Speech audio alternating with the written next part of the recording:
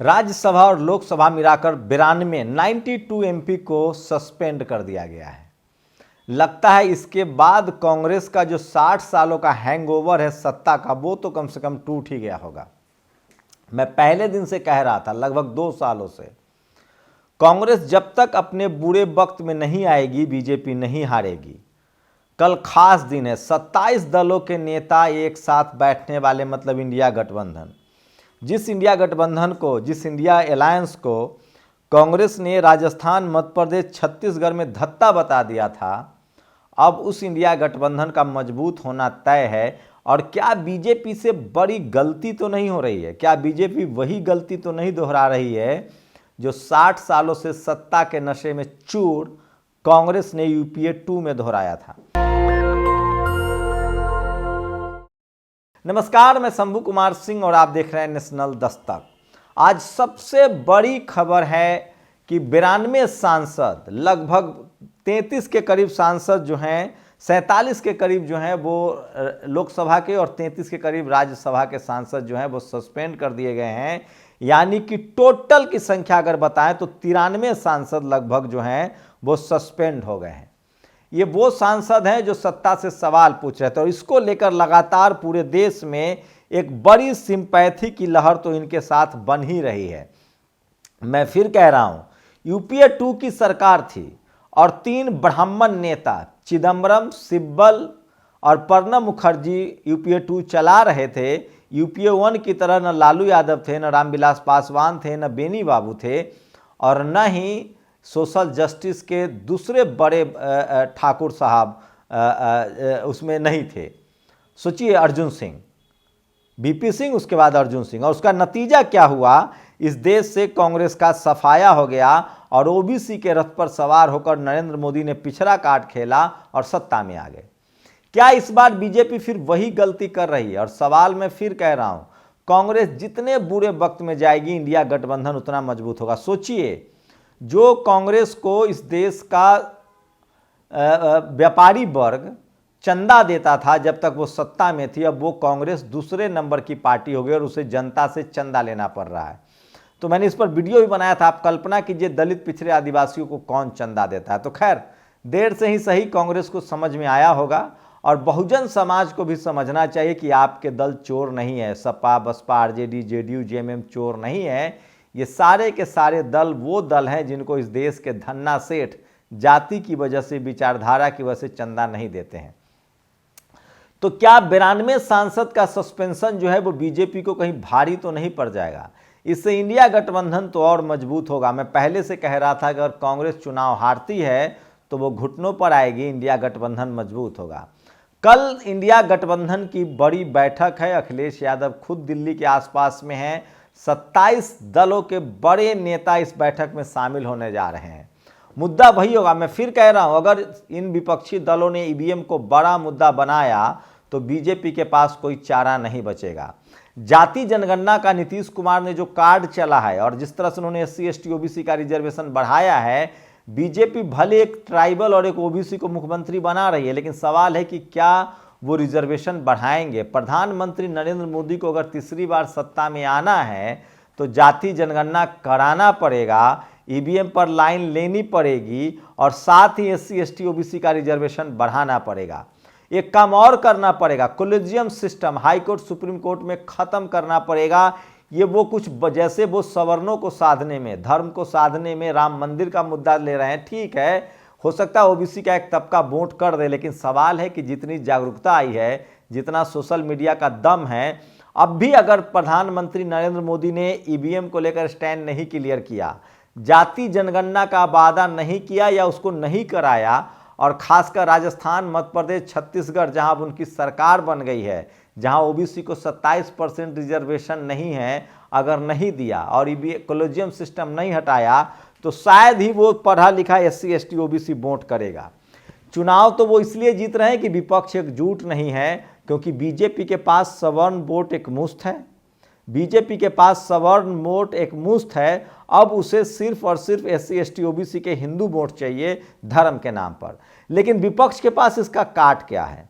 विपक्ष के पास एक ही काट है, वो कोलेजियम सिस्टम को मुद्दा बनाए कि हम कोलेजियम सिस्टम खत्म करेंगे, जाति जनगणना को मुद्दा बनाए कि हम जाति जनगणना कराएंगे, SC ST OBC का रिजर्वेशन हम 64, 60 से 65% करेंगे, और साथ ही सबसे बड़ा उनको होशियारी बरतनी होगी, जो होशियारी बीजेपी बरत रही है, जहां जहां उनको जैसे बीजेपी मुसलमानों को टिकट नहीं देती है, वैसे ही तमाम दलों को सवर्ण समाज को अगर उन्होंने टिकट दिया तो वो पानी में जाएगा। जैसे मुस्लिम समाज 20%, 15% मुसलमानों की आबादी है, उसको भले बीजेपी वोट टिकट नहीं देती क्योंकि उनको पता है कि वो हमें वोट नहीं करते हैं, और वो टिकट जो बचता है वो दलित, पिछड़े, आदिवासियों को देते हैं, डाइवर्सिटी बढ़ाते हैं, राज्यसभा में भी भेजते हैं वो दलितों को, पिछड़ों को।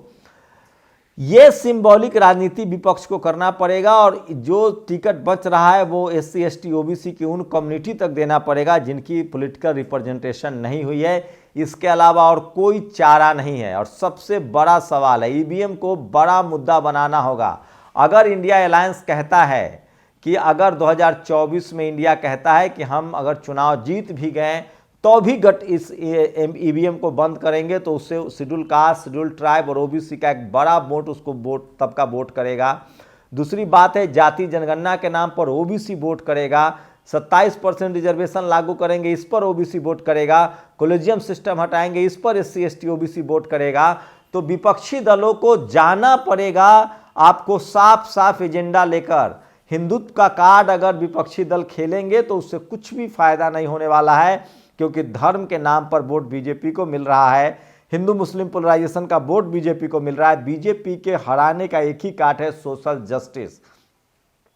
और सवाल है कि इस लाइन पर नीतीश कुमार और लालू यादव पहले ही चल चुके हैं। 27% से बढ़ाकर उन्होंने लगभग 60%, 64% रिजर्वेशन कर दिया है। जाति जनगणना के आंकड़े जारी कर दिए। लेकिन सवाल है कि यह बात कांग्रेस को समझ में आएगा? क्या ममता बनर्जी समझ पाएंगी? क्या अरविंद केजरीवाल समझ पाएगा? आज भी सोचिए, सिद्धू का बयान है कि इंडिया गठबंधन टूट जाएगा। ऐसे तमाम सवर्ण नेताओं से आपको दूर होना पड़ेगा, क्योंकि वो आपको वोट नहीं दिला सकते हैं। सोचिए, मध्य प्रदेश में 2018 में कांग्रेस इसलिए जीते थी कि एक अरुण यादव उसके अध्यक्ष थे और उन्होंने आंदोलन चलाया, कांग्रेस सत्ता में आई, लेकिन कमलनाथ को मुख्यमंत्री बना दिया गया। उसके बाद इस बार वो चुनाव हार गए। अखिलेश बखिलेश का बड़ा बयान था। मैं फिर कह रहा हूं, इंडिया गठबंधन ही बीजेपी का सॉल्यूशन है, और उसमें भी मुद्दों की राजनीति करनी पड़ेगी और टीवी अखबार पर दबाव बनाना पड़ेगा, बॉयकॉट करना पड़ेगा। लेकिन कांग्रेस से संभव दिखता नहीं है, क्योंकि वहां खड़गे के अलावा और कोई इस बात को समझने के लिए तैयार नहीं है। क्योंकि कांग्रेस हो या बीजेपी हो, दोनों में जो सवर्ण लीडरशिप है, या किसी भी पार्टी की जो सवर्ण लीडरशिप है, कोई भी पार्टी हो, जो सवर्ण नेता हैं, वो चाहते हैं कि बीजेपी लगातार सत्ता में बनी रहे। अंदरूनी तो उनका यही है। आप देख लीजिए, कांग्रेस के आचार्य प्रमोद हो, बी सपा के IP सिंह हो, राजभर के तमाम, तो जो दलित पिछड़े आदिवासी नेता हैं, चाहे वो किसी पार्टी में हो, बीजेपी में हो, कांग्रेस में हो, सपा बसपा, चाहे सवर्णों की पार्टी में जैसे दलित पिछड़े आदिवासी नेता हैं, वो पार्टी की विचारधारा पर चलते हैं। लेकिन सवर्ण समाज के साथ ऐसी बात नहीं है। वो बहुत जागरूक समाज है और उसके लिए समाज की विचारधारा ज़्यादा जरूरी होती है। वो अपने समाज के हितों को देखता है, पार्टी कोई हो। लेकिन ये बात बहुजन दलों के साथ नहीं है। बहुजन समाज में जो सवर्ण नेता होते हैं, वो पार्टी की विचारधारा नहीं देखते, वो अपने समाज का हित देखते हैं। इसकी वजह है उनकी राजनीतिक जागरूकता। जैसे जब कोई दलित, पिछड़ा, आदिवासी या किसान नेता किसी दूसरी पार्टी में जाता है, कांग्रेस बीजेपी में, तो वो अपने कम्युनिटी का वोट भी ले जाता है। लेकिन वैसे ही जब कोई सवर्ण नेता बीजेपी के अलावा किसी पार्टी में जाता है तो वोट नहीं ले जाता है। इस देश में 60 सालों तक भले सवर्णों ने कांग्रेस को वोट दिया हो, लगभग 25-30 साल पहले से उन्होंने छोड़ दिया उसको। आज के डेट में सवर्ण समाज का लगभग 10% वोट जो है वो एक मुफ्त बीजेपी को जाता है, और बीजेपी ने उनके लिए किया भी है। चाहे इकोनॉमिक वीकर सेक्शन का रिजर्वेशन हो, राम मंदिर का मुद्दा हो, कास्ट के आधार पर जिस तरह से सरकारी कंपनियों को बेचा जा रहा है, आरक्षण के खिलाफ है। कांग्रेस से उम्मीद तो है, लेकिन जिस तरह से कांग्रेस यूपी में भी तैयारी कर रही है, दिल्ली में भी तैयारी कर रही है, पंजाब में भी तैयारी कर रही है, ममता बनर्जी ने जिस तरह से कहा है कि हम 2 सीटें ही कांग्रेस के लिए छोड़ेंगे, इसी आधार पर कांग्रेस को लड़ना पड़ेगा। लेकिन मुझे उम्मीद कम है कि कांग्रेस की जो सवर्ण लीडरशिप, जो सवर्ण नेता हैं, वो बिल्कुल नहीं चाहते हैं कि बीजेपी सत्ता से दूर हो। इसलिए मैं कह रहा हूँ कि बीजेपी की बी टीम ओवैसी या मायावती नहीं है, दरअसल कांग्रेस है, और वो तमाम सवर्ण नेता है जो SC ST OBC Sapa Baspa RJD JDU JMM में है। ये बातें आपको कड़वी लगेगी, लेकिन यही फैक्ट है। जो समाज ज़्यादा जागरूक है वो समाज अपने समाज के हितों के लिए ज़्यादा लड़ता है। सवर्ण समाज का न स्कूल जाने वाला जो शख्स है वो भी जागरूक होता है। 3-3, 4-4, 5-5 पीढ़ी की उनकी पॉलिटिकल सोशल जागरूकता है, और सोशल संपत्ति सबसे बड़ी संपत्ति होती है, इसलिए दिलीप मंडल कहते हैं। मैं इसीलिए कह रहा हूं कि जब तक विपक्षी गठबंधन किसी दलित पिछड़े आदिवासी नेता को आगे नहीं करता है, जब तक वो सवर्ण को टिकट देना बंद नहीं करता है, जैसे बीजेपी मुसलमानों को टिकट नहीं देती है, जब तक वो सवर्ण समाज के लीडरशिप के अलग SC ST OBC किसानों के हक अधिकार की बात नहीं करेगा, बीजेपी को हराना मुश्किल है। क्योंकि बीजेपी दोनों मुद्दों पर काम कर रही है। वो जहां धर्म के नाम पर भी राजनीति कर रही है, जिससे उसको सवर्ण समाज का और SC ST OBC का जो हिंदुआइजेशन वाला वोट है वो मिलता है, साथ में वो सोशल जस्टिस करने की भी कोशिश करती हुई दिखना चाहती है। वो करे भले नहीं, लेकिन सवाल है कि इसके लिए सब कांग्रेस जिम्मेदार है। आज भले 92 सांसद सस्पेंड हुए हो, सवाल है कि अगर कांग्रेस के 60 साल का हैंगओवर टूटे और कांग्रेस के सवर्ण नेताओं में कुछ सद्बुद्धि आए, और ओवैसी हो, चाहे मायावती जी हो, हनुमान बेनीवाल हो, चंद्रशेखर आज़ाद हो, उन चाहे रेड्डी हो, BRS हो, इन तमाम दलों को अगर कांग्रेस जगह देती है, सम्मान देती है, तभी ये गठबंधन आगे चलेगा। जैसे सोचिए कि देवगौड़ा ने खुद कहा कि वो गठबंधन में आना चाहते थे, लेकिन कांग्रेस तैयार नहीं हुई। कांग्रेस का ईगो जो है वो 7वें आसमान पर है। दरअसल बीजेपी छोटे छोटे दलों से गठबंधन करती है। यूपी में देखिए, बिहार में देखिए, दलित पिछड़े आदिवासी, लेकिन कांग्रेस की सीधी राय होती है कि हम गठबंधन नहीं करेंगे, रीजनल फोर्सेस को खत्म करेंगे। कांग्रेस की पूरी राय है कि या तो सत्ता में बीजेपी रहे या कांग्रेस रहे। लोग कांग्रेस से परेशान हो तो बीजेपी के पास जाएं, बीजेपी से परेशान हो तो कांग्रेस के पास आएँ। जो रीजनल लीडरशिप है उसके कांग्रेस हमेशा खिलाफ रहती है, और यही वजह है कि वो मौका नहीं देती है। बीजेपी को पता है कि हम डाइवर्सिटी दिखाएंगे। बीजेपी छोटे छोटे दलों से गठबंधन करती है, क्योंकि उसे पता है कि हम जब चाहे इनको दबोच सकते हैं। केंद्र में हमारी सरकार है, मुख्यमंत्री हमारा होगा, वो मंत्रिमंडल में देते हैं। तो ये सबसे बड़ा सवाल है। जब तक गठबंधन न हो, पॉलिटिकल डाइवर्सिटी नहीं होगी, तब तक 2024 का मुकाबला आसान नहीं है। खैर, 19 तारीख को 27 दलों के तमाम बड़े नेता खुद दिल्ली में एकजुट हो रहे हैं। क्रूशियल बैठक है। इंडिया का क्या होगा, गठबंधन का क्या होगा, कल दूध का दूध और पानी का पानी हो जाएगा। हमारे सूत्र बता रहे हैं कि अखिलेश यादव EVM को चुनावी मुद्दा बनाना चाहते हैं।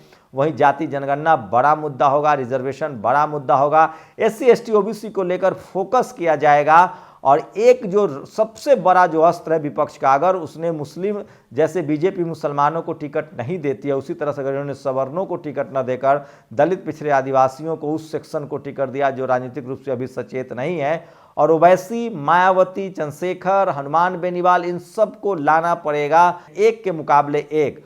और सीट शेयरिंग में जो पार्टी जहां मजबूत है उस आधार पर चुनाव लड़ना होगा। दिल्ली, पंजाब आम आदमी पार्टी को देना होगा, यूपी आपको अखिलेश यादव को देना पड़ेगा, बिहार JDU RJD को देना पड़ेगा, झारखंड आपको JMM को देना पड़ेगा, और उसी तरह से मध्य प्रदेश, राजस्थान और छत्तीसगढ़ में कांग्रेस को लोग देंगे।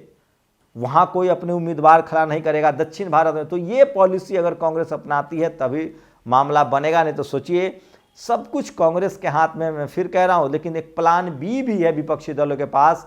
अगर कांग्रेस बीजेपी की B टीम साबित होती है तो बाद में मायावती, ओवैसी और ये तमाम जो बहुजन लीडरशिप वाली पार्टियां हैं, Sapa Baspa RJD JDU JMM, ये जरूर गठबंधन कर सकते हैं। क्योंकि जो SC ST OBC की जो जनता है वो जरूर चाहती है कि गैर कांग्रेस गैर बीजेपी कोई गठबंधन बने। आज 92 सांसदों के निलंबन से और विपक्ष एकजुट होगा, बीजेपी के जीत से एक और विपक्ष एकजुट होगा। मैं फिर कह रहा हूं 2024 बीजेपी के लिए सबसे मुश्किल होने वाली है, क्योंकि उसने एक साथ सारे दलों को अपना दुश्मन बना लिया है। आप लोग अपनी प्रतिक्रिया जरूर दीजिए। शुक्रिया। नेशनल दस्तक की आपसे गुजारिश है कि अगर इसको बचाना चाहते हैं तो नेशनल दस्तक को सब्सक्राइब करने के लिए रेड कलर के सब्सक्राइब बटन को दबाएं, फिर बेल आइकन की घंटी दबाएं। नेशनल दस्तक को बचाने के लिए बहुत जरूरी है कि हर खबर को शेयर करें, लाइक करें, कमेंट जरूर करें।